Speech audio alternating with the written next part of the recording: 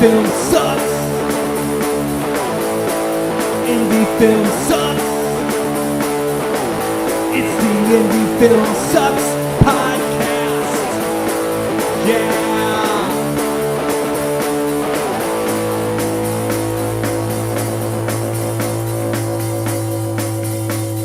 Coming at you from the mean streets of St. Louis, from a basement on South Broadway, the Indie Film Sucks podcast. Because indie film is better when shared with friends. Yeah, nice. Yeah, it's better tonight, I can tell you that, because we got an awesome guest tonight. But before I get into that, I'm Chris Mackey. This is Chris Grega. Brock Roberts is out on assignment tonight, so yes, he'll get back next week with us. So we got a guest tonight. Sorry, if this is your first time listening, I always forget about this. Your first time listening, Indie Film Sucks podcast. We talk about the highs, the lows, and the in-betweens of true independent filmmaking. True independent filmmaking. I got to rewrite that. So if you're first time listening, hey, it's a bunch of guys sitting around talking about independent film, the grind behind it. The suck is kind of just one of those play on words for us where we all love it, but it's difficult to do. So we sit around, but many times we have guests, and tonight we got a super special guest tonight. We're super excited for this guest tonight. He's 35-year veteran in the industry. He's critically acclaimed, award-winning director, writer, producer, editor, cinematographer. He's done independent feature films, music videos, documentaries, short films, etc., etc., etc. I'm humbled to be sitting with this man tonight. It is, I think he's going to boost the exactly. The ratings through the roof. But I'm humbled to be sitting here tonight. The incredible Eric Stanze. Thank you for joining us tonight. You're very kind. Appreciate that. So, Eric, I'm going to ask you the famous question. What's your suck? Probably this part of it. Not right now specifically. But it used to be the suck was the raising the money and getting the resources before you start shooting, early in pre-production, and then the promotion of the movie at the end. I'm feeling less stressed about the part at the beginning these days, but the part at the end is always the worst for me, because right now we're at the very end of Anxiety, my most recent film, and so we're starting to get into the promotion of it. And the promotion always comes, obviously, at the end when the movie's being released, and my brain is a burnt-out mess by that time, and so, like, the last thing I want to do is run around going, this movie's great, everybody check it out. I feel that way through the entire process, enthusiastic and everything, but the part at the end when you're just exhausted and you're the last person that should be the cheerleader for your own film, you have to go out and be the cheerleader for your own film, and it's just like, all right, let's do this, and let's spend all this time on social media and pushing it, and it's kind of terrible, but a necessary evil, because if you just make the film and then never do this part of it, then no one knows it exists and no one will seek it out. So you never forgot about that grind, but it gives you like a sick feeling when you have to start that grind again? Is that true? Or it's more you just kind of dread it. It's like you're leading up to the point when picture's locked. No more changes, no more tweaks, no more can't change the color correction anymore. It's done, and you feel like you should be like, oh, okay, I can take a breather, and then you're like, no, I got to get on Facebook, and I got to send out screeners, and I got to go out and try to drum up something to get people to pay attention to this thing, and yeah, it's tough, but it's like I said, it's a necessary evil, and at least you gotta, when people do pay attention and when people do seek out the movie and people are going, oh, Eric's talking about a new movie, I'm going to check that out. You can't take that for granted. It's a positive part of the process. It's just coming at a point when you're ready to collapse and you kind of have to like lift yourself up again. You're right. For me, the worst part of the entire process, and it used to be raising money, and raising money is still not fun. That still sucks. It still sucks, but it's post-production. when you have to market and sell your movie if you don't have the backing of a studio or, God forbid, a distributor. Because, they're not going to market your movie anyways. All they're going to do is take more money out of your pocket. So, yeah, that is the worst thing, is the stage when the film is done. And festivals are festivals, doing those. I mean, that's... You fire it off, and either you get in or you don't. It is what it is. And conventions are conventions. You go there, you get your booth, you set up your banners, you schlep your shit. But the marketing, the social media, the pushing, the acting, like, I really care. Even though if you're the editor, and I've been the editor of most of my stuff, you've watched it approximately 10,000 hours. Like, I don't fucking care anymore about this movie. But you can't say that. You have to, And then I noticed that I get inside my head with it, because you're out there obviously saying only positive things about the movie. Right. Like, hey, everybody, it's great. You got to check out Anxiety or whatever the new thing is, right?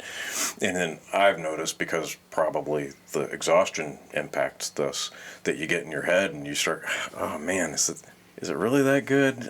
Maybe I shouldn't be pushing it on people, because I don't know if I don't know, maybe so there's that element of it too. It's just kind of like, brain fog. I know. Land. I've absolutely been there, when at one point you thought, oh, this is a really good film, and then another point it flips, like, this is really... Is it a good Yeah, film? it's like, Should I be promoting like, this this? is a piece of shit. What have I done? Am I fucking people over by promoting this? Why did I shoot that? Yeah. That's great. Well, like I said, 35 years, Eric. I know you and Chris have been friends for a long time, so I want to sit back tonight and just kind of listen, maybe some of the stories you guys got, and that kind of stuff. But we'll get into Anxiety a little bit later, if you don't mind, and push that a little bit. But, Chris, jump into it, man. How'd you get started, Eric? How'd you guys meet? That kind of stuff. I want to know it all tonight. Well, let's not go back that far. This is going to be like a 4-hour epic episode. Yeah, where we discuss really nothing. No. So you and I actually were in high school together, but I don't think we ever spoke at one time in high school. The first time I remember ever talking to you was a premiere of Savage Harvest, which was 1993, I think. It's around that time. It was like at a Foreign Legion or a American Legion. It was like a cast and crew. Yeah. It wasn't like a public Yeah. thing, but yeah, I do remember you were there. I didn't remember that was the first time that I met you. That's the first time I remember us ever having a conversation. Okay. Because I think our biggest connector was Tom Biondo. Yep. So why don't you talk a little? I've talked about Tom a lot. He's the reason I even became a filmmaker. So what are your memories of our mutual friend Tom?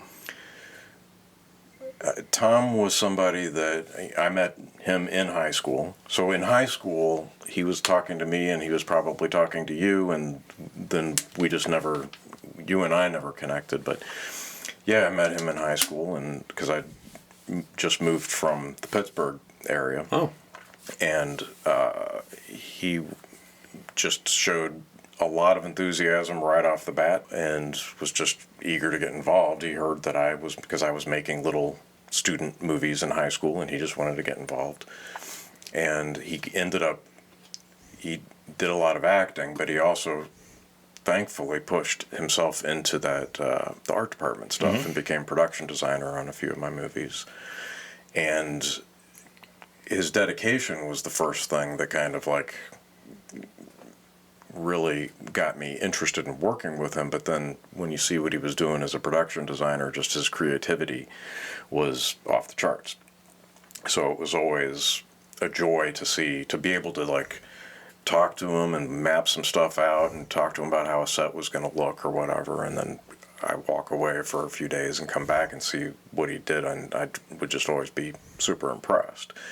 And it was wonderful having, and I have had a lot of people on my team do this, but just having somebody that you could rely on that much. Like, I can walk away and he's going to come up with something special, and it's going to be really cool.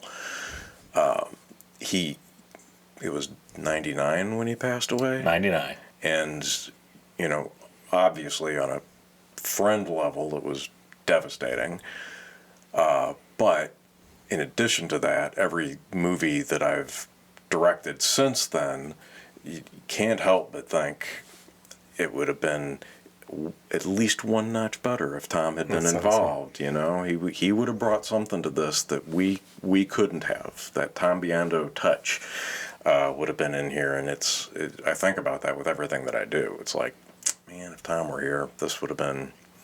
Not that I'm like, oh, everything sucks now that Tom's gone, but I know that he would have brought something special. Sure. And so I miss him a lot as a friend, but as a filmmaking collaborator, it's a huge, huge loss. So, yeah, I often wonder the same thing because, Tom and I just screwed around with camcorders. Like, I was not a serious filmmaker at all. I would not even a non-serious filmmaker. I wasn't even a filmmaker. I just occasionally would pick up a VHS camera and we'd make, movies, short films. Like, no script, no writing, no production, no nothing. And he always tried to get me involved with your stuff. And I always said, I don't know, this guy does it like seriously, and I don't want to. I don't take this that seriously. This is just us picking up a camcorder and making a Indiana Jones movie. But because you say that you made student films, but I mean you took those films very, very seriously. And that's something that happens on every movie, but it did start back with the student movies in high school and college. It was like to all of my films, I just become completely obsessed, and I take it very seriously. And anything that if I can put just a little bit more time into it, or find just this one other resource that would make this aspect of the movie better, I just obsess over it and obsess over it. I obsess over it throughout post-production. Part of why my post-production process is usually longer than a lot of other independent films. And then when the movie's done and it's out, and I'm past the point of the promotion, it's jettisoned from my brain, and I'm like, well, what's the next thing that I'm going to get? Because that's got a life of its own now, right? You've done it, right? You've given it life, and it's not yours anymore, type of thing, So, and then I just get obsessed about the next thing. But that started with the student films. It's crazy to think back on it, because I look at these movies these little projects that I was doing in high school, and I'm like, they're obviously awful because it's just inexperienced high school kid making these movies. But I remember being like really obsessed, like it's got to be as good as it can possibly be. And it was like, I remember I worked at a movie theater when I was a teenager, and I would sometimes get off work at midnight or 1 o'clock in the morning, and then come home and then spend another 2-3 hours working on special effects, because this needs to get painted, or this needs to get finished, or whatever. And just like spending a tremendous amount of time on it and putting a lot of focus on it. And so some people might have thought maybe that's why the team that I had gravitated towards me, like, oh, he's taking it seriously and he's really trying. But I'm sure that my obsessive nature right off the bat turned a lot of people off. Like this is too much. Like I don't want to. I just want to have fun and that kind of thing. But so, did you always want to be a filmmaker? Because I hear you saying about your student films. So I think student films, I always think college, right? So talk about that a little bit. Obviously you're very highly involved with it in high school, which I don't know if your high school had a department doing that, so you're doing it on your own. Yeah. And then you went right into college and did student films before your first, was it your first feature, Savage Harvest? The Savage Harvest was the first thing that I did that was not a student film. Okay. It's my first professional film. Okay. And heavy emphasis on the air quote. We bring in a lot of guests. They're talking about Webster or doing things through college. So talk about that a little bit, about how you developed that skill through that. I didn't go to film school. Okay. And there was no film program in high school. It was just I wanted to do it. And long before I actually started doing it, it was something that was kind of in my brain and working. And like I remember when we lived in Pittsburgh, making shot on 8mm film shorts with my friends in Pittsburgh, and that was little 2.5-minute, 3-minute shorts, and that was fun. And but I just wanted more, and I was like, I'm going to do a feature. And then you're trying, this is back in the 80s, so trying to find the equipment try to find the equipment and try to find grown-ups who would let a kid borrow that equipment to make a stupid little movie that was nearly impossible. But you just kind of like stick with it and keep turning the ideas around your head. How am I going to do this if I get the resources to do it? And I just kind of like made it happen on my own, even though there wasn't any kind of like film video stuff in high school, like courses, you know. Yeah. So what did you do in college? What you said, you mentioned college. What did you do in college then? Since you said you didn't go to film school, what did you do anything in college towards film, or try to learn some technique, or I don't even know? Well, one, I only have an associate's degree. I do not have a 4-year degree. But I also went to Jefferson College, which had an amazing television production course. Okay. And that's what I did Good. At Jefferson College. Their television production course was better than most 4-year colleges in terms of what they were able to teach us and the amount of hands-on experience. And that was where I put my formal education. But then, of course, because I'm obsessed with doing what I want to do as a filmmaker outside of that, then I harnessed the resources of the television program. Guess you're not stupid. And I got the camera and I got the editing, and I'm like, I can make a film with this. So I made a movie called The Fine Art in college, and that was, again, there were no film classes, there were no filmmaking classes there. That was just something that I said, I want to do this, and just got the people together and got the equipment together and did it. So, and that ended up airing on some cable channel in St. Louis, and that actually led to some stuff career-wise for me, even though it's a terrible student film. Yeah, it was just those projects were all born out of tenacity, as opposed to there being any kind of formal invitation to make these high school or college projects. I mean, you say that Savage Harvest is your first professional film, but you had made 4 features prior to that. Deadbound, The Dreamin'. The first one was Fine Art. The first one was The Dreamin', which was just shot on a VHS camcorder with my friends and my cousin Mike. And then I guess Deadbound was another high school student project, and that was when DJ Vivona, who still works with me today, he worked on Dreamin' and on Deadbound. He was kind of like the main person supporting me and collaborating with me during those high school projects. And then it was, Scare Game. Then it was Scare Game, which was another high school project. Not a professional film. That was also just get your friends together, grab a camcorder, and make a horror movie. But it was a feature-length film. And even though it was just a crappy high school, student project, that was actually the first thing that I made that got a distribution deal, which was astounding to me at the time. I remember I was at a Fangoria convention in Chicago, and I was talking about, talking to like some other filmmaker there, indie filmmaker, and saying, I made this high school project called The Scare Game, and they were like, well, why don't you go over there and talk to J.R. Bookwalter. He runs Tempe Video. It's a independent film distribution company. And I went over and I talked to him, and he was like, yeah, send it in, and, kind of the pat on the head, and sure thing, kid, we'll take a look at it. But then I sent it to him, and then I got a contract in the mail, and he wanted to see if I would be interested in releasing it on home video. And then that was just kind of like provided the momentum that then became Savage Harvest.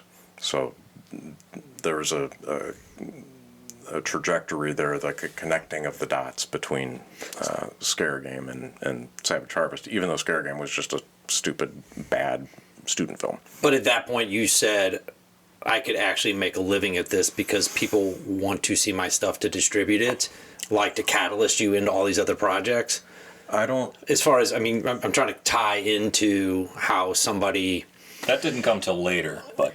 But you said professional. It's a weird thing when I look back, and, it's a long time ago, so my memory's a little bit foggy. We'll get past this point. But no, it's weird when I look back at it, because it was like after Fine Art, which was a student movie, not good.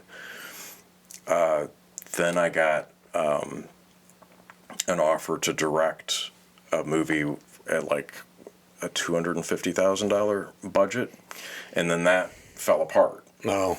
And then I think Savage Harvest came after that, and Savage Harvest was a very, very low budget movie. Just paid for that. It's cost a few $1,000s. I just paid for that out of my own pocket. And the reason why I consider that my first professional movie is because we did secure distribution for that one before we started shooting it. It was based on the script and discussing it. And then that Savage Harvest led to my being offered a film in Las Vegas that would have been a bigger budgeted movie, and then that fell apart. And I made Ice from the Sun after that, and Scrapbook. And if you look back at, if you sit there and look at my entire filmography, there is a checkerboarding that not a lot of people know about. It's like I made crappy student film, fine art, and was offered a job directing a bigger budgeted movie. Not the $250,000 but for no, at that time that's huge. Eric. Yeah, I was a kid. People you're talking to on this, listen to this. Getting that now is pretty good. Exactly. We'd all take that now, right? Right, and we'd be delighted about that. But that project fell apart, and then there's always, it's like I make a movie, it gets enough attention to where I can get these discussions going. A lot of this comes from Jeremy, who's been my producing partner since the very beginning. He was involved in Savage Harvest, but he really got heavily involved in Ice from the Sun. And he set up a lot of this. Some of the offers came to me just through me, but a lot of this was Jeremy getting on the phone and talking to people and setting up these conversations to get us bigger budgets. So basically the checkerboarding is that I would make a movie, it would get some attention, that would be fuel for the discussion to get a bigger budget. We'd be talking to people about a $250,000 budget or a $500,000 budget, and then that would fall apart. And then I go, well, I'm gonna make a movie anyway. I'd make a movie for, somewhere in the ballpark of $20,000, and then that would get some attention, and then next thing I know, somebody's talking to us again, often because Jeremy got the ball rolling on us. Somebody would be talking to us about we could put up $300,000 or $400,000 or something. There always was something bigger in between all of my small movies that make up my filmography. And so a lot of people look at that like, well, you kept getting close. You kept getting close to the bigger budget, I've was this close to getting a $1 million film made after Ratline. It was after Ratline, before In Memory Of. So I was developing a $1 million film with a company in New York. That fell apart, Made in Memory Of. And then I think after that and we can talk about this in more depth, the second unit directing stuff later, but I was the second unit director on a movie called Stakeland, which was about $1 million, somewhere in the ballpark of $1 million. I was a second unit director on that, and that led to I was interviewed to direct Stakeland 2. And they told me I was one of 12 people they were interviewing to direct that. And then I spent 2 weeks just like researching and putting information together, and I'm gonna make the best pitch, and they're gonna pick me. And after 2 weeks, I got on the phone with the producers and told them how I would handle it and how I could deal with it on a logistical level and all that stuff. And okay, thanks, Eric. And then I had to wait like another week or two, and then they said, well, you made it down to the top 3. Oh. We're picking between you and 2 other directors. And I'm like, of course, excited about this because it would be my first $1 million budgeted film. And then they went with somebody else. But that kind of thing, where each time I make a low budget movie and then I get offered a bigger budget movie and then it doesn't happen, and then so I retreat back and I make a lower budget movie, that kind of weird checkerboarding thing that has happened for 35 years, it's actually been okay, because a lot of people will be just devastated, and I've always been devastated when the deals fall apart, but that lasts for, a few days. And then you get into this thing where it's like, oh, well, I'm going to make this next thing for like $15,000 or $20,000, and I'm the highest authority on that. I have no adult supervision, and I can do whatever I want, and there's nobody who's putting up the money saying you got to do this and you can't do that, and it's freeing. So did you learn at an early age that that's the industry, though? Or did you have to be taught that through the hard knocks like you went through? Or did you just go, that's the industry, right? I control this, somebody else controls this. Didn't get it, let's go on and do something else. Something else comes.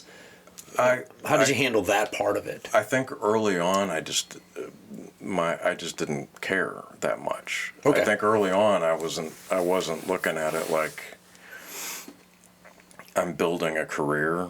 Early on, I was looking at it like I just want to make this movie, and I'm either going to make that movie or this movie. Yeah, and I just didn't.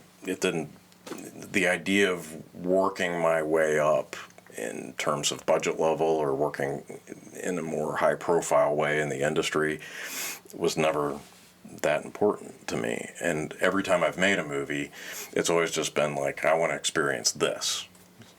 This is the thing that I want to experience next. I'm going to make that because of what I want to do.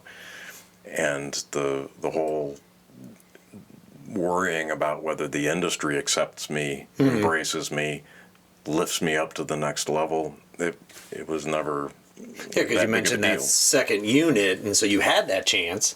You're kind of in that world, right? When you said that second unit, sounds like you've taken an elevation. Yeah. Right, and you didn't stay there. Yeah, when I did second unit on Stakeland, did second unit on We Are What We Are, and I did second unit on a family-friendly movie called, I think it ended up being called Marshall's Miracle. Yeah, so now you're moving, with right? The dog, with the three-legged dog, with the three-legged Look dog, at you. and a lot of other dogs and children. And what I noted That sounds like an Eric Stanze film. Yeah, very. No, definitely not on brand for me. And what I noted on that movie was, I see why they needed a second unit director, so they wouldn't have to deal with the animals and the kids on main unit. And so I was constantly dealing with dogs and children, which was fun. I was, it was a good gig, and I enjoyed it. And I realized that I enjoyed directing second unit in general. It was something where I was like, hey, this is very enjoyable, and it's not something that kind of came out of, like, I'd never pursued it. And when I started doing it and realized that I really liked doing it, it's like the best of both worlds to me. It's you get to be a director. You get to utilize your skills as a director. You get to explore the craft, but you're not the director of the movie. So the pressure is not on you. It's getting to be the director without the pressure of, is this movie going to fail? Is this going to get nothing but shit reviews? And just being in a leadership position too, because the director is the leadership. It's the top of the pyramid, when you're making a movie, and you're not if you're a second unit director.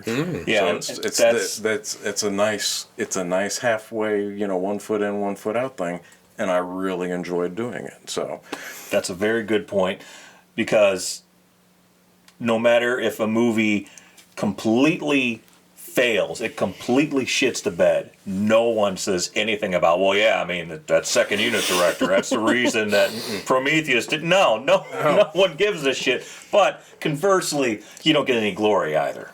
Right. And I guess that's part of climbing through the industry layers, and the glory that you get if your movie is successful. None of that was very important to me. And like I said, I just wanted the experience of making this movie, whatever it is that we're making at the time.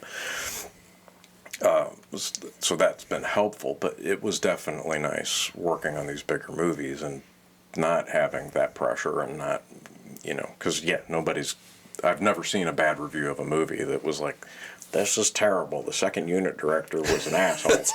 No one said that. Right. Nobody, and that goes for everybody on the crew. Sure. Nobody's. The best boy was just, he screwed the whole thing The up. gaffer was shit. I will never watch this movie. Exactly. No Would one have been a said winner.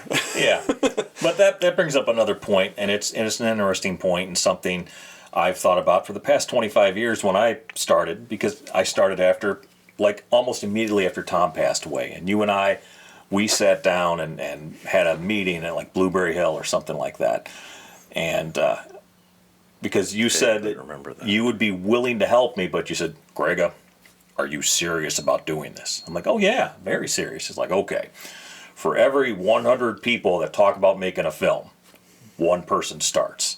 And for every 100 people that start making a film, one person finishes. Are you going to be that one? I'm like, oh yeah, Eric. Man, I got to write this script down. I sound like an asshole. No, you were. I'm thinking wise. That's what I was thinking. Yeah, I mean, it was. Man, I don't remember that at all. Yeah, Man. your body of Start work. chiseling that on your headstone. Your body of work was very intimidating to me. I remember watching the making of Savage Harvest, whatever the documentary for that was, and Which I think, if I'm thinking of what you probably saw, it was probably the thing that Tom Biondo made. He did the I think he did the documentary for that. I think you're right. And I remember watching that thinking, man, I can never do what this guy's doing. No. I mean, he's already, because at the time he'd already made, good, bad, whatever. A feature film is a feature film, and you made several at that point. And that's what I've always considered the gold standard of a filmmaker. You cannot call yourself a filmmaker, I'm sorry, until you've at least made one feature film. I have similar opinions. I mean, again, there's nothing wrong with short films, nothing wrong with documentaries, nothing wrong with any other aspect of the art, but you really can't say you're a filmmaker unless you made a feature film. But I just remember being very intimidated by your body of work, and also the fact that we're here in St. Louis, and there is a St. Louis film community, and it's it's fairly thriving, but you have long ago taken yourself out of that community. You've never really embraced it, and I remember you telling me years and years ago that St. Louis is never really going to embrace you, and I don't think you were wrong. In some aspects, I don't agree, but in a lot of aspects, I do. I think the powers that be only want things to be a certain way. Like we've talked about the film office and the tax credit and all that, which I think is great for Missouri and St. Louis, but that has never helped people like us. Mm-hmm. I don't know what your opinion on those things are, if you even have one. I don't have much of an opinion. I have just placed myself in an orbit around, but not participating in so much. I'm in my own world for a lot of the stuff that I'm doing, and I don't pay attention to a lot of those aspects of the area that I live in, because I don't know, I've never been that concerned about it. I always just get zoned in on, well, this is what I want to make next, so I'm going to make it, and that ends up just dominating my thoughts. So I don't have a lot of opinions about those things. I think on one hand, the idea of climbing higher and higher in the film industry has never been a priority of mine, and at the same time, if nobody watches your movies, you don't get to make any more. You have to sell what you did previous to make the next. So there is an element of it that you, unfortunately, for better or for worse, you have to treat it like a business to some degree. And in terms of embedding myself in any way in a local scene, it just never made sense to put a lot of effort into that, because I don't think that having the same 10 people in St. Louis buy your movie is going to keep you making movies. Right. No. It doesn't make sense on a business level. Right, no. I'm in a position that I do not take for granted, that is it's something that has been honed by me over the years as I've gone down dead ends, as I've tried things that I've realized weren't for me, and as I've hit stumbling blocks, as I've tried for things and been denied things. It's like you kind of just figure out what your priorities are, and you start honing your attack based on that specifically. And any kind of like advice that I would give to any filmmakers, I would first recommend that people not take my advice, because all of my advice is to get me into the position that I'm in now, which may not be the position that other filmmakers want to be in. You know, some filmmakers, they just want to make movies with their buddies, and they don't care if it sells to anybody. They don't care. They just want the experience. They want to do it as a hobby, and that's wonderful. I love that people are that into films and filmmaking. That's great. And then there are other people in another camp who are like, well, I'm just not going to make a movie unless I get $1 to $3 million to make my first film. Right. And the usual result of that is that you just never make a film. Or you don't make the film that deserves at that $1 to $3 million because you don't have that experience of making the shorter or the smaller films. Right. And so I've kind of like realized, well, this works, this doesn't work. I'm going to push things in this direction that results in achieving what I specifically want to achieve. And that has put me in a position where I can now make a movie, and there will be people all around the planet that will go, oh, Eric Stanze made a new movie. Right. I will buy that and watch that. That counters the fact that I haven't moved up in the industry and haven't gotten bigger budgets, but it's also a much better position to be in than the position where you make a movie and no one is paying attention and nobody is buying it and nobody gives a shit. And that's partly luck, probably, that I've gotten into that, partly because of how long ago I started doing this. But I think a lot of that's just my tenacity and my stubbornness and doing things like when I don't get the $250,000 budget or the $500,000. You still wanted to make movies. I'm still going to make the movies. Right. And I also think that a lot of that fan base is there because each time I do the movie, it's something that I want to do and not something that I think this is marketable and this will fly off the shelves. Because you kind of fall into I think when you take that attitude, you fall into the ocean of other movies that are chasing the trend. A lot of low-budget movies are obviously going, oh, you know, this $100 million vampire movie is doing really well at the box office, so I'm going to make a vampire movie, and that'll sell great. And I've never done that. So my stuff's, and also I'm just as a person, as an artist, I'm fucking weird. So I make movies that are not the norm, and then I think that gets people intrigued, and they're like, well, what the fuck's he going to do with this next movie? And the important thing with all this, though, is that I don't take that for granted. It's a gift when you can release a movie and people all around the world are actually interested in seeing it. It helps me make my next movie, and I'm very aware that from the time I started doing this 3 decades ago, every single person who has ever purchased one of my movies, even once, even if you bought Savage Harvest on VHS back in the 90s. Mm-hmm. Every single person who has done that, they are the reason why I get to make my next film. And my entire life is built around making my next film. It's all I want to do. So the gratitude that I have for all those people that seek out my next movie or have purchased one of my past films is tremendous. I can't put it into words, you know. So it's not by accident. So we talk on this show a lot about you had to put the time in, you put the work in, you got the dings, you got the bruises, you had the failures, but you put it in, right? Mm-hmm. We put it in, 88mm puts it in. Everybody that has gotten to some sort of, hey, we get to make the next one is put it in. Mm-hmm. And you don't learn how to get there unless you've done it, right? You didn't learn that you didn't want to be second unit until you got to second unit, and then you figured out your priorities and moved forward with something else. You said something about, and I don't think this is by accident, but I think some of this was on purpose. You said that's not a Stanze brand, the dogs, right? So what is the Stanze brand? I think Jeremy and I have described it as just simply we zig when people expect us to zag. So it's I think people, you know, if we realize that if people bought and watched and liked Deadwood Park, that they might be, oh, this is a guy that makes these kind of like 70s-esque atmosphere-driven movies, and then you release something that comes after, whatever comes after that isn't like that at all. If you look at, Savage Harvest I didn't have much of a voice as a filmmaker. I was just making Savage Harvest. My first movie was made based on my love for certain films as a fan.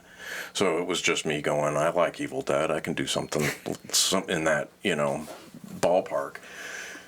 And so people would see Savage Harvest and go, oh, he makes horror movies. He makes these, he did a demon possession movie with a lot of gore. And then you follow that up with Ice from the Sun, which is this weird experimental thing that is nothing like Savage Harvest. So if people are interested in the next thing that I do, it probably has something to do with what's coming next. Stick around, Stanze or Wicked Pixel or whoever's gonna throw you a curveball. Well, I do think your films, and I've seen all your films, I think they all have a certain kind of Stanze, Wicked Pixel-esque tone to them. They all have a similar tone. I agree with that, and I've noticed that in later, like now I can see the similarities. This is kind of like this and this and this, but yeah, there's definitely a through line in terms of the tone. There's definitely the kind of movies that I like. I've never done something that was like a silly horror comedy, you know. But each movie is just something is born out of, well, what do I want to experience next? So I did Deadwood Park, which was the atmospheric 70s Mario Bava inspired film, and then Ratline was like pulpy crime thriller mixed with the occult, like pulpy crime thriller mixed with an episode of the X-Files, and then like somehow Twin Peaks started to creep in there and influence it as well. So it's like that's totally different than Deadwood Park, and it's just because that's what I wanted to do and experience making. So, but still within that bigger genre, right? There's probably people who have a more objective view probably see more of the through line than I do. Yeah. Well, because I feel like that's the mistake I made over the years, is I made all different types of different genres of films, and there was no real rhyme or reason. Right? I made a crime thriller, then I made a World War II film, then I made a mockumentary. It's like there's no through line with those. And I don't think I started to realize, and maybe it's not important. I think if you have limited resources like we have, it is important to have a certain through line, a certain voice, in order to build a reliable fan base. Because there are people who have seen, I guess there are people who have seen my stuff, 88mm stuff, and like individual films. But I think if you like Rhineland, that doesn't mean you're going to like Game of the Year. Right. And if you like Game of the Year, that doesn't mean you're going to like 35 Days, or you're going to like Red Night at Skies. So you're saying that the through line that I have in there more subconsciously has probably been a help for me. Yes. And I don't know if that was conscious of you starting out or how you did it, or that's just the way your mind and world works. It's very selfish. It's just I want to make this, but I guess there is that through line that ties them together to some degree. Right. So you're not, even though if you really thought Savage Harvest was awesome and Ice from the Sun comes out and it's completely different, there's still a mindset behind the filmmaking that appeals to the same viewer more or less. Because it's still they're still horror related films. There's still Psycho, blood. Yeah. There's still let's say art house weirdness in all of your films. They're smart. Yeah. I think they're really smart. So that's kind of a, like, for better or for worse, you probably would not make a movie like Red Night at Skies, which has a fair amount of humor in it, because humor has never been one of your... Yeah, that's not been a forefront. Yeah. It's in there to a degree. I think the most, and this isn't saying like, hey, it's knee-slapping funny, but Anxiety probably has a little bit more of that than my other movies, but it's completely different than Red Night, because Red Night, the humor is more overt. I think it's like, oh, you were obviously trying to do something that was humorous with this moment. But it's not a horror comedy. I mean, it is an action horror film. Yeah. But the humor is there. Yeah. And then it lands as intentional humor. And with the movie I have coming out now, Anxiety, I noticed, I'm veering a little more into the humor, but it's in a completely different way than Red Knight. It's more like absurdist stuff. Gotcha. Like stuff that I sit there and I go, hey, that's pretty funny, and probably no one else will. but at least it's weird, so if somebody else doesn't think it's funny, they might at least think it's interesting. So I've at least gone into more absurdity kind of humor. But so it sounds like to me that you found this balance between what you make and what you work on, right? Because that's that second, right? When you went on to do that part of it, you were working on films that other people made, and you worked for them. For the second unit. Yeah, the second unit and stuff like that, right? So if you found that balance between what you work on and say, hey, this is a paid gig, and I'm at somebody else's discretion here, and what you want to make and how you want to put yourself out. So are you more towards, I want to do Stanze stuff and Wicked Pixel stuff, or are you more towards, hey, I may go back to the second unit or try to expand myself, or the editing? I know you do a ton of editing now. Yeah. I mean, you have to find a balance for purposes of income. You can't just say, this is what I want to do and that's all I'm going to do. Because if that doesn't pay your mortgage and your utility bills and put food in your refrigerator, then it's a no-go. So you have to find some kind of a balance with what you do just because you want to, and what you do because other people come to you and say, can I hire you to do this? So it's about finding a balance, and that aspect is just about survival and finances, you know, as far as that. So do you use and not that it's and you even within that there's layers of complexity, because it's not like everything that I do is a big paycheck. You know, if I go out and I was the DP on Red Knight, I was the DP on Tennessee Gothic. Those were not. I didn't go to those projects and agree to DP them because look at this huge pile of money. It's going to set you up for the next 6 months, right? So you Set you up for the next 3 days. That paid. Red Knight paid my bills for like a good 48 hours, and I was delighted by it. Hey, we picked up that first lunch. But you still, even within I got to balance between, you know, sometimes it just comes down to time. It's like I have my schedule full, so I have to say no to everybody that approaches me about. Sometimes I'm off on a film shoot as a gaffer. Sometimes I'm off as the DP or something, or I'm editing this or that or whatever. And sometimes you're telling people no just because the time, there's only 24 hours in a day type of thing. But again, with all of that, there is a complexity in the balancing act, because one, I've never had to work outside of film, video, media production, post-production, but I've obviously had to pay attention to making enough money to survive and not end up living under a bridge. And you find the things that I'll do this one super cheap, or I'll do every once in a while, I'll do this one for free because they don't have the budget and whatever, you know, you owe a favor or whatever.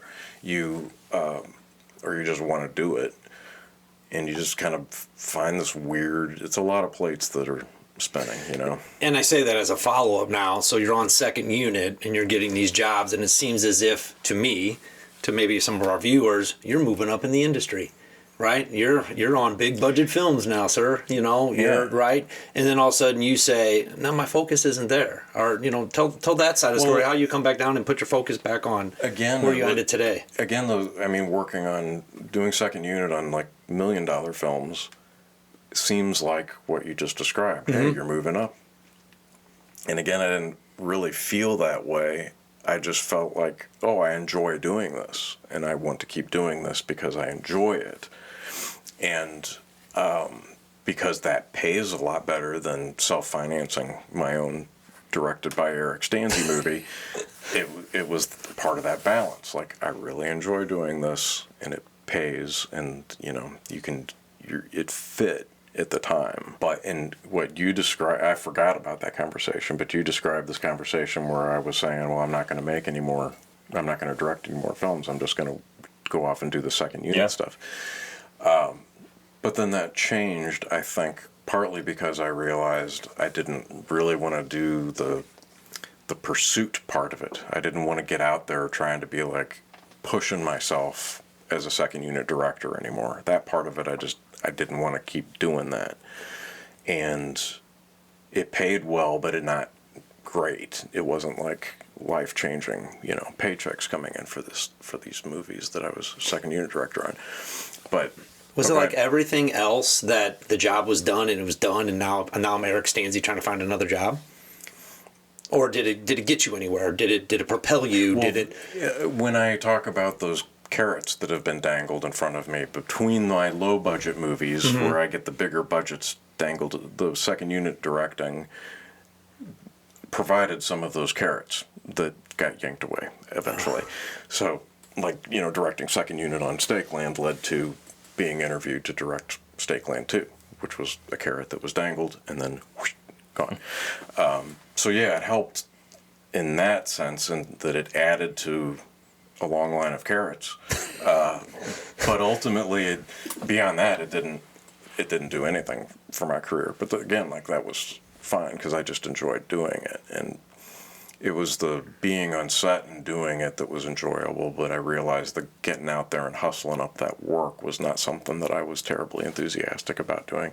I was DGA eligible after Stakeland and We Are What We Are, and I knew that if I went DGA, then I could keep doing the second unit stuff and make a lot more money and have all the other benefits of being in that union.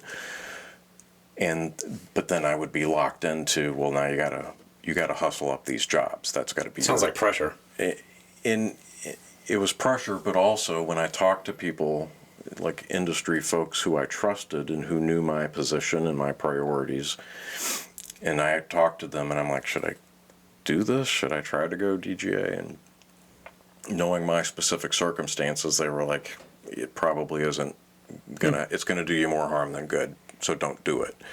And I listened to them, and I mulled it over, and I was like, yeah, I'm not going to do that, because what it would have done is impacted my ability to go make my smaller movies. It would have impacted, every time the carrot gets taken away, I go, well, I'll do it myself for 20 grand or whatever. And it would have impacted my ability to do that. So I was like, I don't want to deal with this. Yeah. So it's a weird thing when I look back on it, and I don't look back on the past 30, 35 years often. I don't sit there and go, oh, look at everything that's happened. But coming here, being invited to this thing, I knew, I should try to, clear some fog. I'm even interested about what you brought back from that experience back to your sets and your career and all that, because the experience of directing second unit on the bigger films definitely influenced the making of the smaller budget movies, because experience is everything. Experience is everything. Even if you never get on anything that's budgeted at more than $30,000-$40,000, constantly getting out there and working, directing your own stuff, but also when you're working on other people's movies, even if it's just at the really low budget level, you're learning.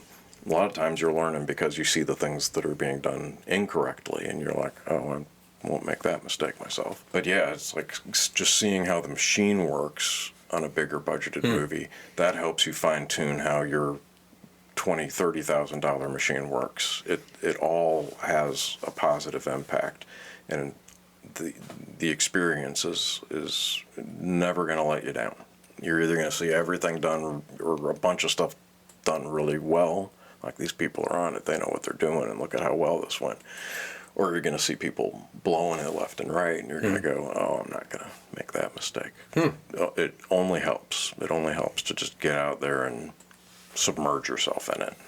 So you brought up something earlier when you were talking about how sometimes you take different jobs, sometimes you even take jobs for free.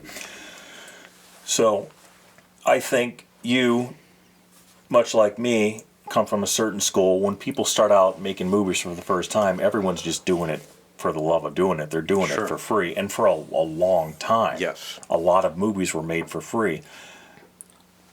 Fairly deep into our filmmaking careers, people were not getting paid, including us. That's an important thing to note, is the filmmaker themselves are not making money. They're the ones losing money. Haven't got paid yet. But I feel like there's kind of more of a mercenary attitude out there amongst people Compared to 20 years ago. Yeah, I've seen that. I was wondering what your take was on that. You mean specific to people who are like, you're making a movie and I want to be involved in it, and you better hire me and you better pay me this much. Yes. I can understand the mentality behind taking that stance, because people are doing what I'm doing. They're trying to balance a career path that they've chosen because they like it with being able to pay their bills. I get it from that standpoint. And there's nothing wrong with that. There's nothing wrong with getting paid to work on a film. And there's nothing wrong with trying to get as much as you can get out of it financially. Mm-hmm. The thing that I've kind of been baffled by is, do that with the stuff that's $250,000 and up. Like, I've seen so many people try to get blood out of a stone. It's like, do you know this movie's only being made for 30 or 40 grand? Why are you coming around demanding a salary that would represent, a quarter of the entire budget?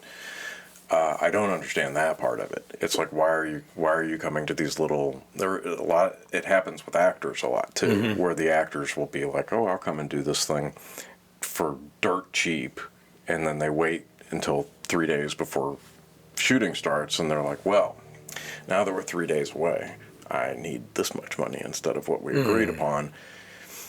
And one, I don't have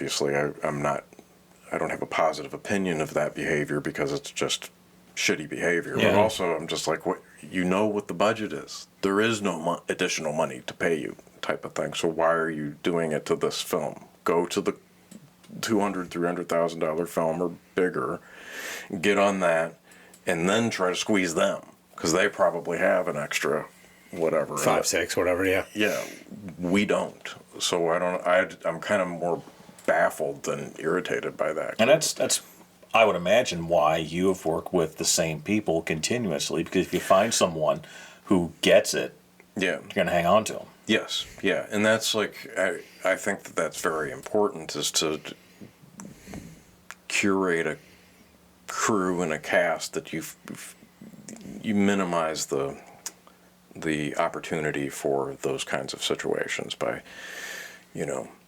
you either work with people that you've worked with in the past who aren't going to pull that shit, or you right. or you talk to people like, hey, so-and-so is wanting to get involved. Have you had this experience with them? Have they been assholes to you? That type of thing.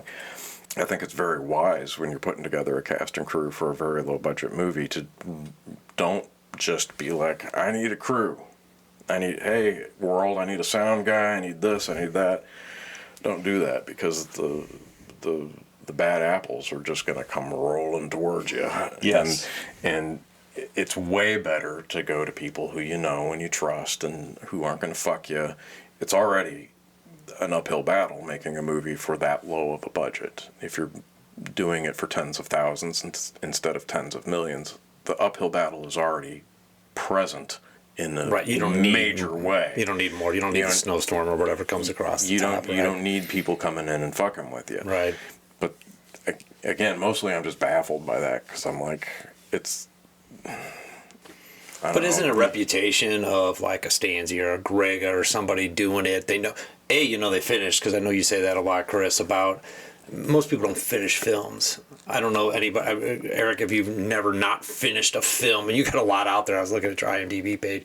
You finish most of your films, unless your films. The ones that have been abandoned were abandoned after a script was written, and we realized the money isn't coming, or before you shot it. Before we started shooting it, or I've written scripts where I'm like.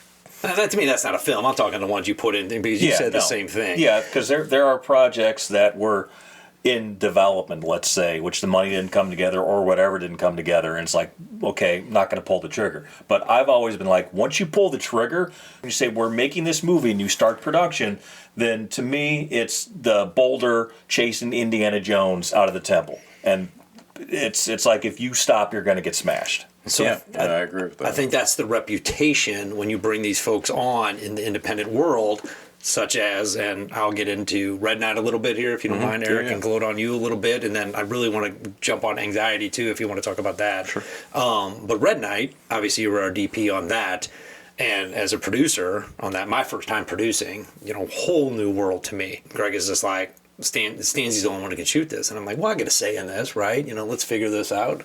I really didn't, but I did in a sense. But he's just like, he's the only guy that can handle this for this. He goes, you will learn, you will understand guerrilla style shooting, this kind of thing. This fits. And we did. We pulled it off with you. So what was your experience from that? The way, when you read the script, from the way you shot it, the way you thought you were going to shoot it, and the way it turned out, did it meet your expectations? That whole shooting in 15 days when it should have been 30. Like, as in, like, what was my game plan going? Yeah, in, what was your thought process? Because we just got done discussing about taking less, and you took less. Appreciate that. I think And you did more. the mentality behind it was understanding what your needs were as the producers of it, right? And specifically the number of days that you wanted to get it shot within, right? So when I'm directing something, the shooting schedule is determined by what I think the movie needs. So I've done things like Scrapbook was shot in 13 days because I thought that's what the movie needed, and it ended up being what we needed. And we did it in 13 days, and we were never rushed. That's what that film needed. Mm-hmm. And then In Memory Of, which is big, and for an independent film, it's epic. A lot of locations, yes. and that was one where I was like, I want to all this stuff I want in it, and it's big, and it was a 46-day shoot, and it was similar on Deadwood Park, where we had like the big flashback scenes, and we had our World War II stuff in it, and it was like, this is complex. This isn't three people in one location, dialogue and whatnot. This is going to be tough. And that was like a 55-day shooting schedule. So I'm like, I'm not going to go, oh, this movie needs 55 days, but I'm going to ram it into 19. I won't do that. But when you guys are like, this is the situation, this is what we're doing, what was Red Knight, was 15 or 16 days? What was it? 16 days. 16. Okay, so I know, it's 16 days. None of us are stupid. We all understood this is a 30-day schedule being compressed into 16 days. But it was still a doable. But it was 16 doable. days. No, it was right. Yeah. I mean, we don't want to mislead people because No. It was something that I could see that you were compressing things, but I also understand that all of us, including me, understood that it was like, it is doable.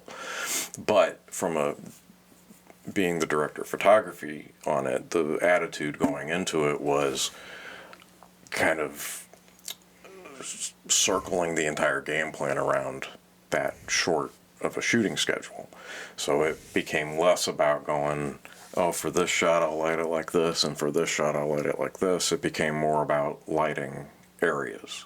And it was like, if I can, and you were very gracious in allowing me to do this, I was able to go into the two main locations, and for 2 or 3 days before shooting started, just live in those locations and light it. And you would walk me through where action's going to take place here, it's going to take place here, we're going to do some stuff over here. And so I would just kind of like pre-light as much as possible. And so when we started shooting, each new deal was not a completely new lighting setup. Yep. Each new deal was, okay, now we're over here, maybe we adjust something slightly, but otherwise we're ready to go, because I had this extra time off the schedule. Right. This shot was already lit last week. So that was the mentality that I was in with doing it. And there's something positive about that, because during those 2 or 3 days where you're pre-lighting, it's actually nice to just be like, I'm just lighting. I don't have the pressure of the shooting schedule. There's nobody going, we have a hard out at 9. There's none of that. It's just, oh, I'm lighting, and this is really fun, you know. And make adjustments on the fly. And then you make little tweaks shot by shot.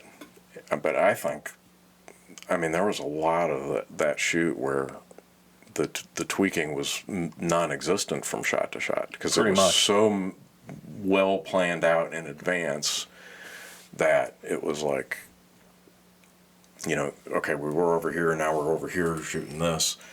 Hey, that looks how it should look, and you do almost no tweaking in between setups. So. And I thought that's why we were able to handle the uncontrollables, like an actor or something like that could have derailed, as opposed to a DP or a lighting or a move or something like that. So I think that's important that you said that those 3 days off camera where, yeah, you got paid or it was included, but it wasn't part of the schedule, are very important from an independent film standpoint. Yeah.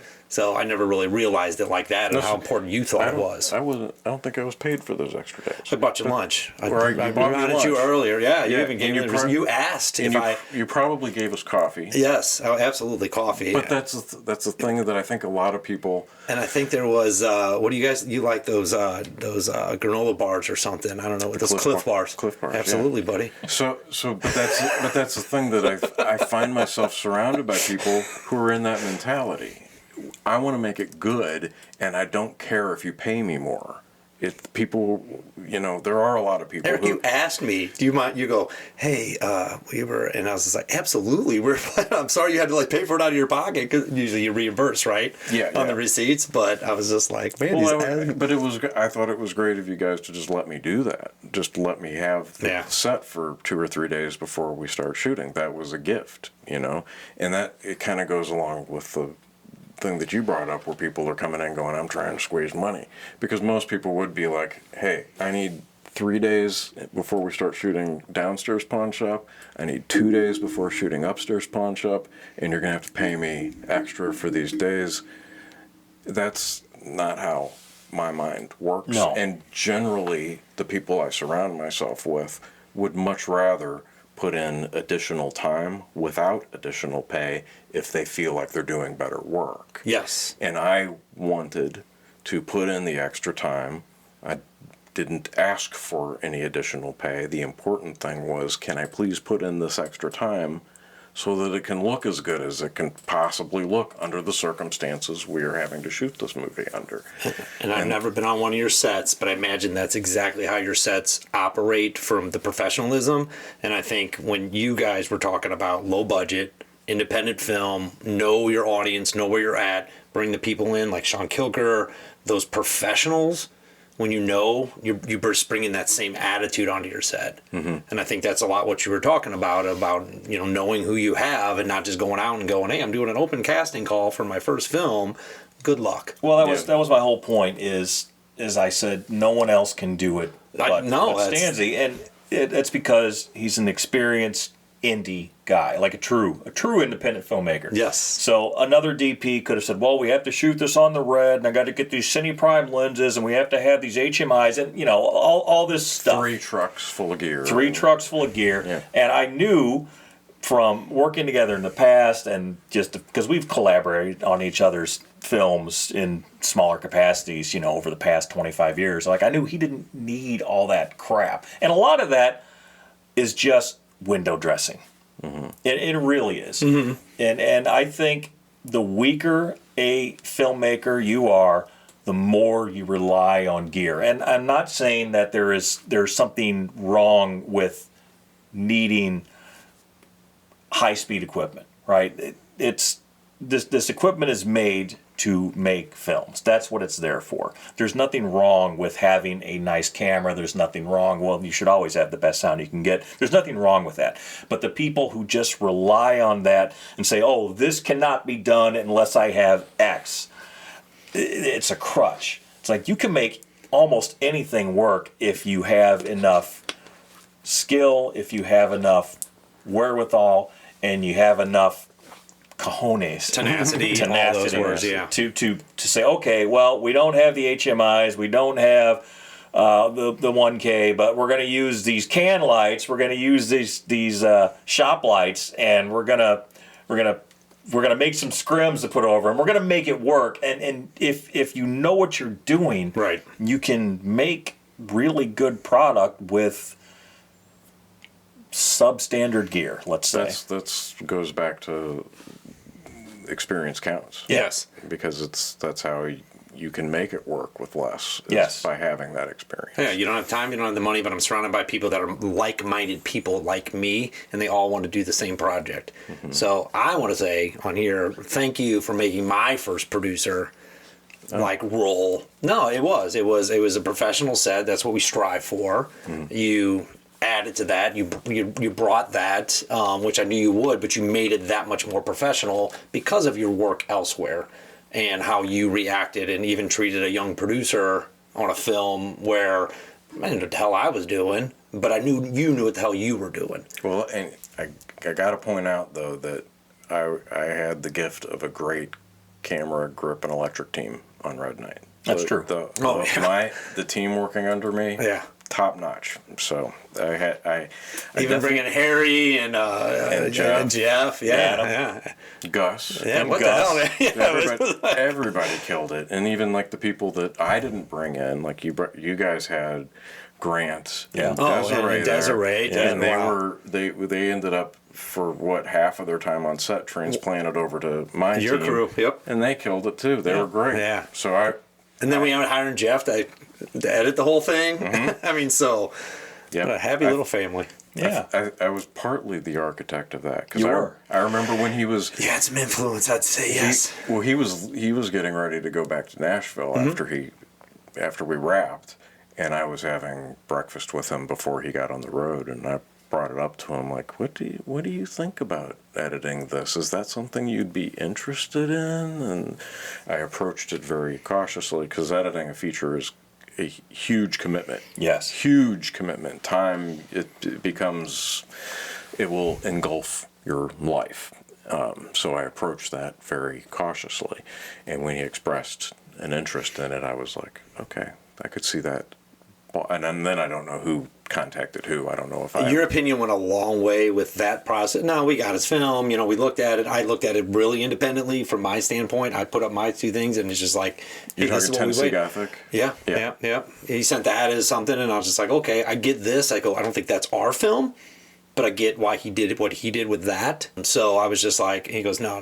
You got to look at the film we shot versus this. Just look at this skill. This is where it puts it. We interviewed a few other guys. Oh, yeah. I mean, we looked at some other people, but that's the joy of what I had. 'Cause I didn't know you.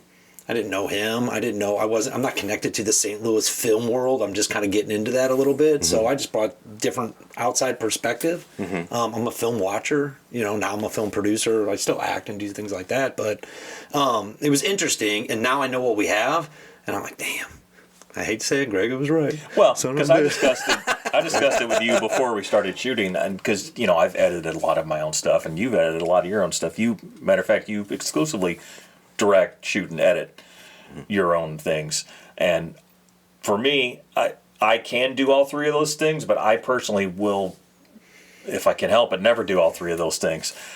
And I told you at the very beginning, dude, I do not want to edit this film. I said, if it's the last extremity and there's no one else to do it and there's no money, yes, I will do it. That was part of the first conversations we had about Red Knight. Yep. Yeah. It's like I'm a capable editor, and I think I can put this together, but I don't think I'm going to be able to get the mileage out of it that it deserves.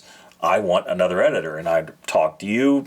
You were a possibility, and Aaron Crozier was a possibility, and this woman, Hannah Radcliffe, was someone that was discussed because I'd worked with her before, and then there was another guy that was a documentary producer that you knew, and then I don't even remember who that was. I don't remember that. We were just kind of fishing. Yeah. I mean, it was kind of all hands on what we had to do. Then after everything was done, you're the one who brought up Jeff Wedding, and I said, oh, I didn't even know Jeff was an editor. Because I didn't know Jeff at all. I just knew that he had made Tennessee Gothic and a few other films. And I remember when you were bringing him up to work on the film, I thought, oh, man, is this guy going to be an asshole? I really... another filmmaker? Yeah, I thought, man, he's had some success. Why is he going to work on our piece of shit? I was very... like nervous that Jeff was going to be a jerk, but I mean, he's just the sweetest guy. You know, I'd consider him a good friend. He's a and he's got that mentality of if you don't have the resources, let's not all stand around boo-hooing and bitching about it. Let's take what we have and put it to good use and make the best thing we can make with it. And he can do that. Yeah. So he was the gaffer under me on the shoot, and I knew that it would be only to our benefit if he was the gaffer, because he would be in that same mindset. Like, we don't have this, but we have this. Oops, sorry. We have this, so let's make it work with this. And, you know, he's got the experience to make it pop. And I've met so many of the guys who said, well, we have to have this, and if we don't have this, then we can't do it. And I'm like, I know that's not true. No, Jeff says there's not a lot, but there's enough. Yeah. It's not a lot, but there's enough. And it just gives you confidence, and just step back, guys. You hired me for a purpose, and we purposely didn't go down there for a while. For a long while, really, to see. I know you were seeing some stuff after the fact. No, I left him completely alone. Yeah, and just said, you got to show us the rough, or the rough, and we all drove down there, and he had us up at his house. You know what I mean? It was just kind of one of those things, and he's like, "What do you think?" You know, he was all humble about it, and he was all. It was a very tiny thing when I first saw Tennessee Gothic, which he edited. Yeah, he directed that and he edited that. It's a very, very tiny element of that movie, but one thing that I remember jumping out at me when I watched that for the first time was, you know, we're shooting in this old house, and there's an atmosphere that comes with the house and the surroundings and the farm and everything like that. And he was very dialed in on what that atmosphere was. And I'm watching the movie, and every time a character is moving around, I hear the floor squeaking, and I'm like, got him on the phone afterwards, and I was like, okay, all the floor squeakings, you added that in post, right? And he was like, yeah. And I was like, see, somebody that's paying attention to these tiny details that most people aren't going to notice, he knew that floor squeak sound was going to add to this atmosphere that was already... He's building. So, he's taking this and he's building on it, even if it's tiny little... And that attention to detail, I was impressed by. And on top of everything else that he did on Tennessee Gothic, which was great. But that was like one of those weird details that jumped out at me where I was like, you added that. And it's funny because so much of post is cleaning up audio. Yes. And he's going, this needs floor squeaks. And he's like, I'm putting floor squeaks in when these, because it does add to you're in this old house and you're walking on old shitty floorboards. That squeaking. Why wouldn't it be there? It would be there. Right. So he had enough wherewithal to go, something's missing. There's a texture missing here. And he put it in. It seems like a small thing, but that impressed me a lot. I didn't think about that. I didn't wrap that movie and, you know, leave Nashville going, now make sure you put floor squeaks in. I was like, it never occurred to me that he should be doing that. But then when I saw the movie, I was like, that's a good call, man. Nice. That's cool. And I will say for people listening, as far as budget's concerned, it's about sound. It's about certain things. But before you pay for marketing and advertising and trying to push this thing, you need to pay for editing.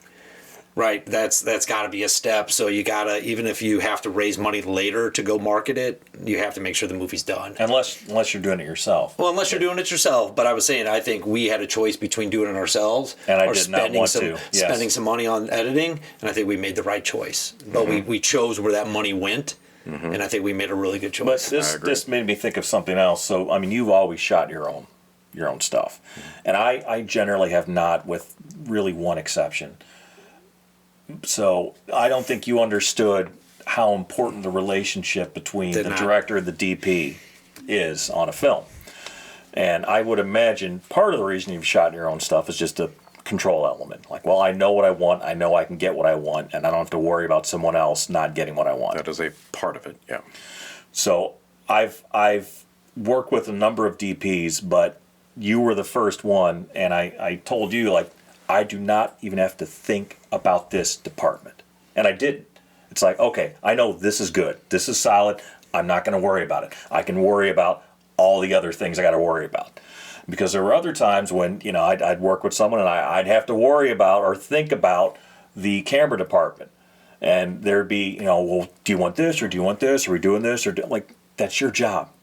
You do your job. I'm going to trust you to do your job so I can do mine, because my job ultimately is only one thing, and that is direct the actors and get the best performance out of the actors.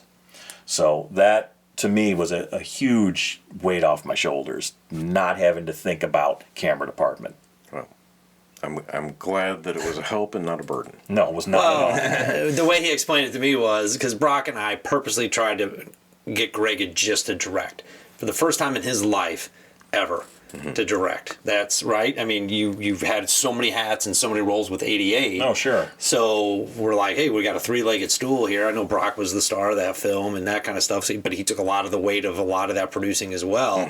And then I came in and Which is impressive. Yes. And then I came in and did what I did for the producing stuff. But I mean, he even said without Stanze, I don't know if we would have been able to take that much weight off of him, where if it would have been somebody else. So you were part of that made our jobs easier, because that was such a big weight that he could totally forget about that. Yes. And leave that to you and collaborate, really, is what I thought you guys were doing, and a lot of that stuff. Because there was some changes in there that we didn't anticipate. Oh, sure. There always are. With stuff that goes on in independent films. Late nights, acting, with just different things that come up on a movie set that could have been bad, and they weren't.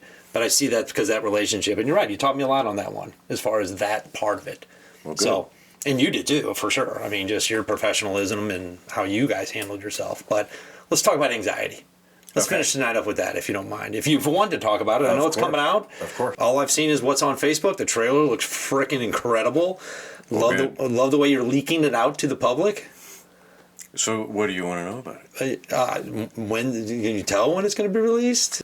I think the movie will be released late summer. We kind of left it general, because my schedule right now is a little chaotic, and I didn't want to pin down today a release date. So I think it's going to be late summer, but we're kind of keeping some flexibility in there in case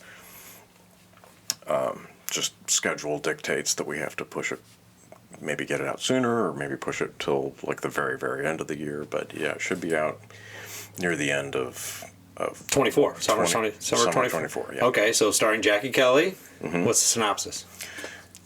This is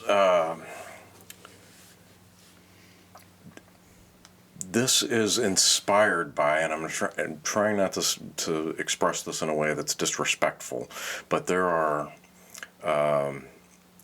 some pretty severe things that go on in one's mind as a result of physical alcohol addiction and the losing the alcohol going into your system. The things that happen in one's brain at that point are not a lot of people know how severe it is, and it's very close to it veers into the territory of schizophrenia. So there's something up there where the synapses fire in a really frightening way.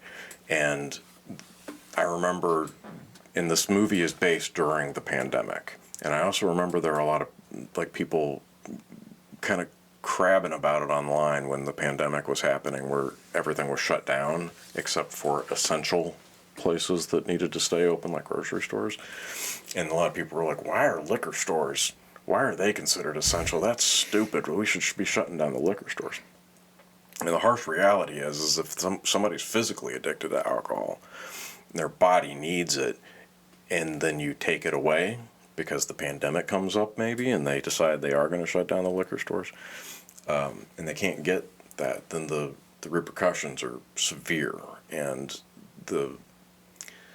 I guess the surrealism of how nightmarish that physical situation is, that ended up being kind of the jumping off point for anxiety. So the movie is about a person who is recently sober and had a physical addiction to alcohol, and they kicked it. They're sober, they haven't had a drink for 9 months, and then the pandemic comes along, which pushes everybody into this added layer of stress. And I mean, now we kind of look at the pandemic like, oh, remember that thing that happened? That wasn't that big a deal. But at the time that was happening in 2020, in the spring of 2020, we were sitting there going, is this going to be Mad Max in 6 months? How is this going to happen? Are we all cabin fever, baby? Yeah, and I mean, we thought, are we all going to die? Is this going to be food riots in the street? I mean, for a minute there, it was apocalyptic. Yeah. And so the concept of this pandemic coming along, and all of a sudden somebody who has 9 months of sobriety after kicking it, now having this pressure of because a lot of people who are not alcoholics started drinking more during the pandemic, partly because they're locked down and they're like, hey, nothing else to do. But in addition to that, there's the pressure and the fear that's going on during a pandemic. And so this movie, the jumping off point is that. How does somebody 9 months sober who knows they cannot touch alcohol, bad things are going to happen? What happens to them in that high pressure, scary situation of a global crisis? And at the same time, there was no interest in doing an ABC after school special about the dangers of drinking. We didn't want to make a drama about, why does mom have a glass of wine for lunch every day? Or we didn't want to do that kind of a movie. It's not that. That was just a jumping off point. And then we allowed that to make, to just kind of create a path of surreal horror. So we let the movie go very abstract. We addressed the themes of isolation. We addressed the themes of having that panic of what if I break and I relapse and I'm addicted to alcohol again in the middle of all this crazy shit that's going on a global crisis. We just kind of allowed those themes to influence the horror stuff that then happens in the movie, and it becomes pretty batshit. We didn't. It was kind of a free flowing because it was so surreal. Because the movie was so surreal, there was a lot of room to, hey, I came up with an idea, let's add it. There was a lot of free-flowing creativity going on while making it. So I guess going back to the production of Anxiety, it's whatever, April of 2020, that's when everything... somewhere around there. March. Yeah, I think March. You're in the ballpark. So there was that point in time when everything just blink, blink, blink, blink, blink, started shutting down. And so Jackie and I, we're both freelancers, and we're looking at our email and our texts, and we're realizing all of our freelance jobs that were lined up for months ahead, getting canceled, one by one, dropping like flies. And we're like, oh shit, what are we going to do? And then the lockdown order comes, and it's like nobody's working, nobody can, and everybody's panicking about money and all that stuff. So millions of other filmmakers were like, well, let's make a film and do it on our own. And at first it was like, well, we'll just do something super small, and it'll just be me and Jackie doing it while we're in lockdown type of thing. That lasted for about 10 days of shooting, somewhere around there, and then the project got bigger, and then the shooting schedule got longer, and then more people were getting involved, and the cast grew, and we just kind of, that free-flowing thing led to, oh, I've got an idea, but now I got to cast this other person, or, I've got this idea, but we got to go to this other location, and it grew, and we never got to a point where it was like I was working with a full crew, because this is during the pandemic that we're shooting this thing, pre-vaccine. It's dangerous to be doing what we're doing to a degree.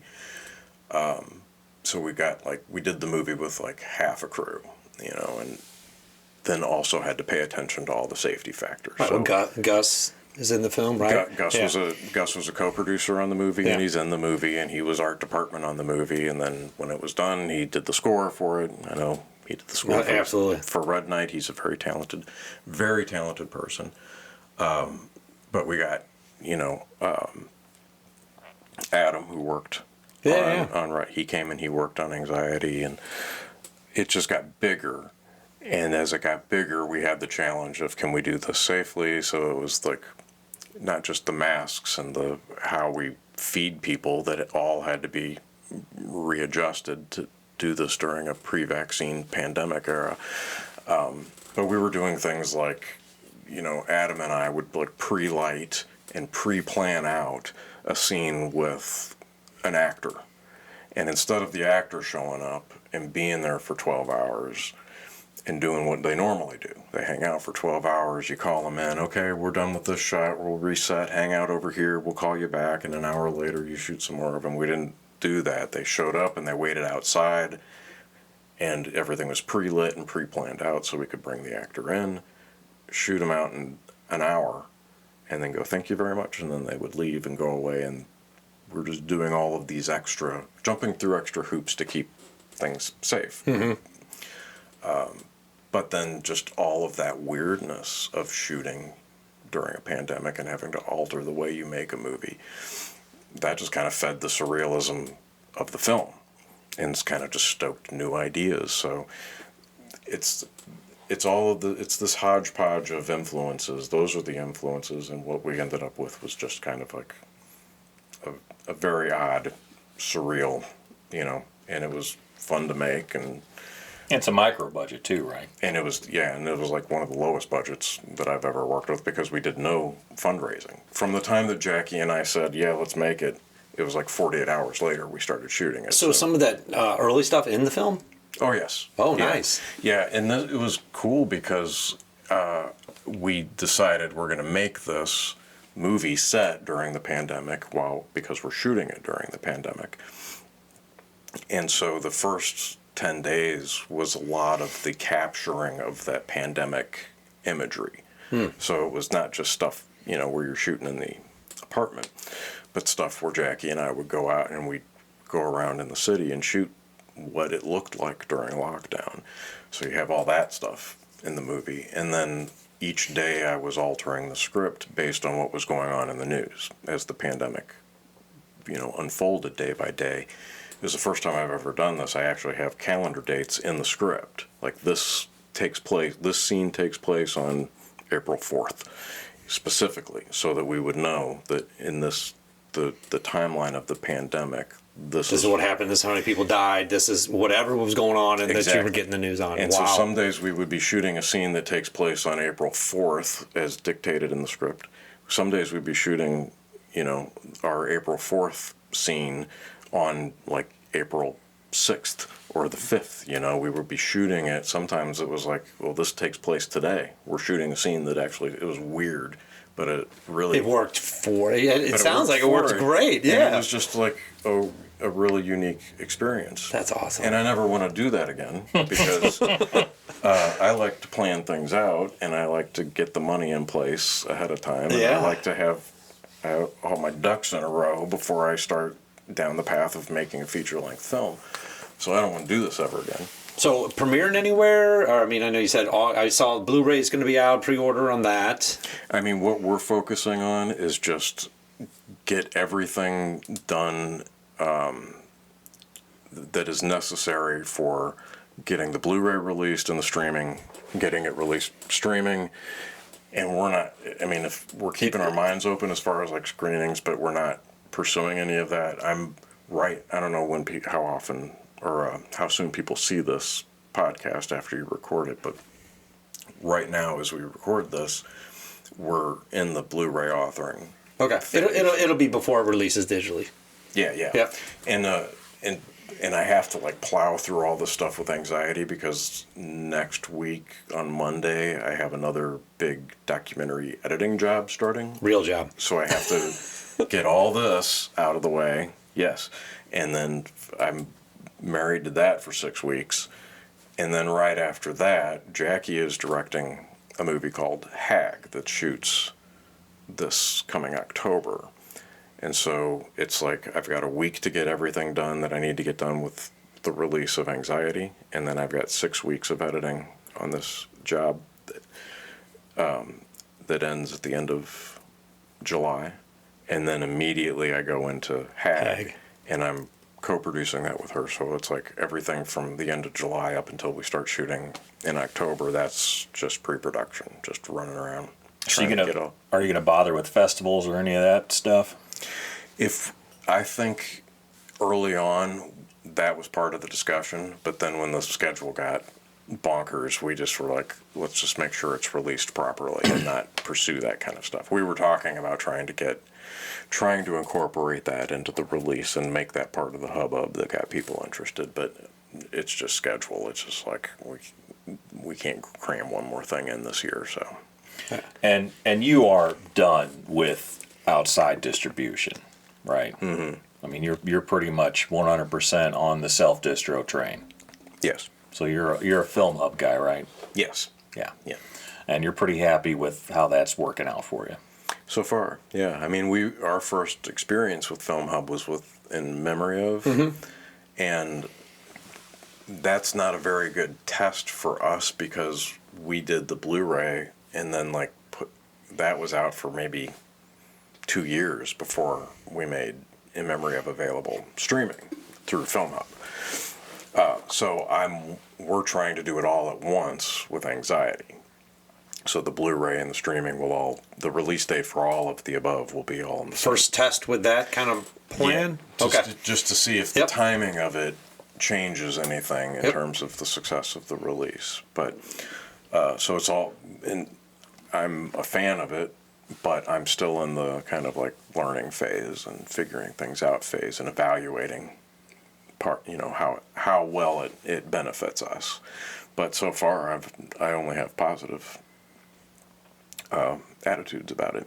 Because I know that you've had terrible experiences with distributors in the past, like most people have had. Most people have had that. And I also don't see going through a distributor for Red Knight or really anything else moving forward.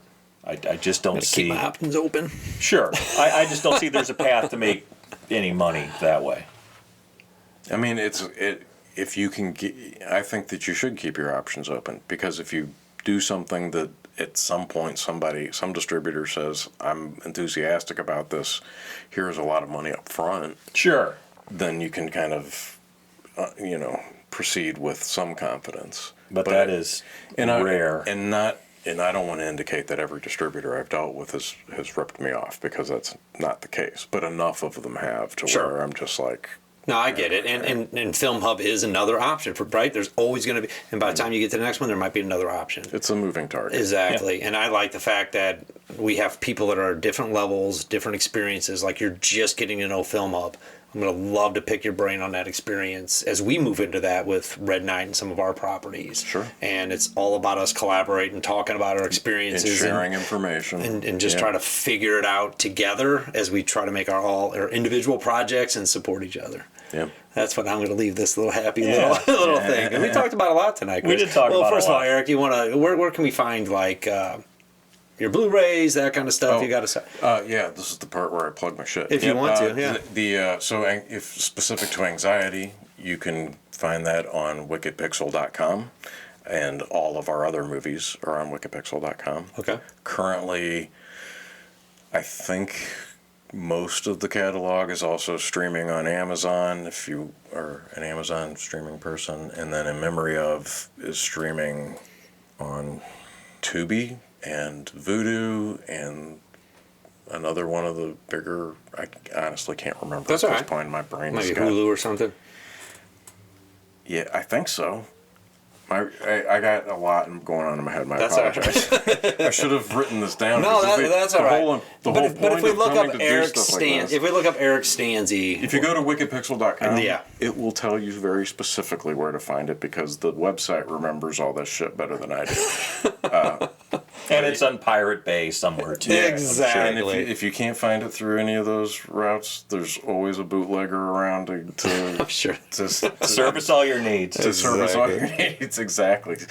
So, Well, I can't thank you enough, Eric. Oh, no problem. Thank you so much. This was enjoyable. Yes. We talked about a lot tonight, We Chris. did. We did talk about a lot. What did we talk tonight. about? Well, we talked about what we always talk about, which would be the highs, the lows, and the in-betweens. True independent filmmaking here on the Indie Film Sucks podcast, brought to you by 88mm Productions.